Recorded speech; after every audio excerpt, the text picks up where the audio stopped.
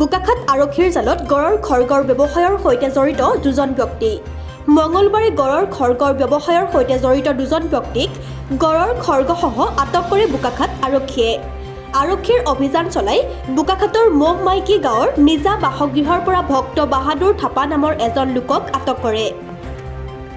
ধৃত লোকজনৰ ঘৰত চলোৱা তালাচীত মোনাত লুকুৱাই থোৱা অৱস্থাত এটা গড়ৰ খড়গ উদ্ধাৰ কৰে।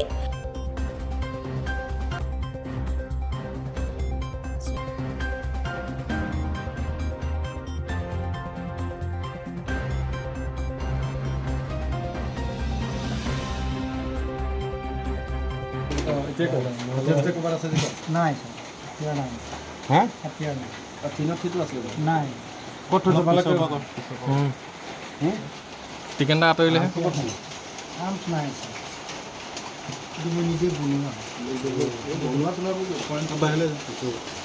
পৰৱৰ্তী সময়ত ধৃত ভক্ত বাহাদুৰ থাপাৰ স্বীকাৰোক্তিৰ ভিত্তিত আন এজনক আটক কৰে। বোকাখাত আৰক্ষীয়ে বোকাখাত আমটেঙা গাঁৱৰ নিবাসী বুধেশ্বৰ চিন্তে ওৰফে বুধাই চিন্তেক গড়ৰ খড়গৰ ব্যৱসায়ৰ সৈতে জড়িত থকাৰ অপৰাধত আটক কৰে।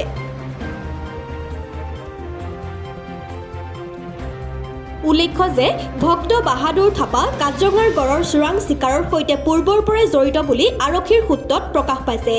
আৰক্ষীয়ে আটক কৰা ব্যক্তি দুজনে ক'ৰ পৰা কেনেদৰে খড়গটো লাভ কৰিছিল সেই বিষয়ে জানিব পৰা হোৱা নাই যদিও অধিক তথ্যৰ বাবে ধৃত লোক দুজনৰ জেৰা অব্যাহত ৰাখিছে বোকাখাত আৰক্ষীয়ে। আমি দেখাই দিছোঁ পাইছোঁ শুনিছে ধুনীয়া আহি লুকুৱাই থৈছিলে আমাক দেখাইছে এতিয়া দেই। চল চলে